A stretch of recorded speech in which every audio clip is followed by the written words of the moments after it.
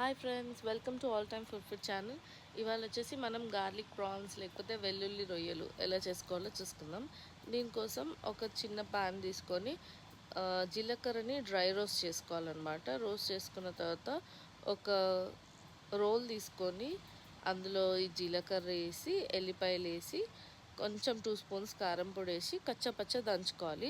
ఇది రోల్లో చేసుకుంటేనే టేస్ట్ వస్తుంది. ఎందుకంటే ఈ మిశ్రమం ఏదైతే ఉందో ఇది ఒకవేళ మనం మిక్సీలో పడితే మొత్తం ఇట్లా పేస్ట్ అయిపోతుంది. సో మనకి ఎల్లిపాయలు అక్కడక్కడ తగులుతుంటేనే బాగుంటుంది అనమాట. సో ఈ మిశ్రమం అంతా ఒక బౌల్ లాగా చేసుకొని తీసి పక్కన పెట్టుకోవాలి. సో నెక్స్ట్ ఒక కడాయి తీసుకోవాలి. ఒక కడాయి తీసుకొని అందులో ఒక 2 స్పూన్స్ ఆయిల్ వేసుకోవాలి. ఇది ఫ్రై కాబట్టి కొంచెం ఆయిల్ ఎక్కువనే పడుతుంది. సో కడాయిలో కొంచెం ఆయిల్ వేసుకున్న తర్వాత మనం రొయ్యలు ఏవైతే తీసి పక్కన పెట్టుకున్నామో ఆ రొయ్యలకి కొంచెం ఉప్పు, కారం, పసుపు కలుపుకొని అందులో వేసుకోవాలన్నమాట. ఆయిల్లో వేసుకున్న తర్వాత ఇవి కొంచెం దగ్గర పడగానే అందులో మనం ఇందాక దంచి పెట్టుకున్న వెల్లుల్లి ముద్ద వేసి ఫ్రై చేసుకోవాలి. ఈ వెల్లుల్లి ముద్ద ఏదైతే పచ్చివాసన ఉందో అది పొయ్యేంత వరకు ఫ్రై చేసుకొని వేడి వేడి అన్నంలో ఇది వేసుకొని సర్వ్ చేసుకొని తింటే సూపర్ ఉంటుంది. యమ్ ఫుడ్ అనమాట. ట్రై చేయండి.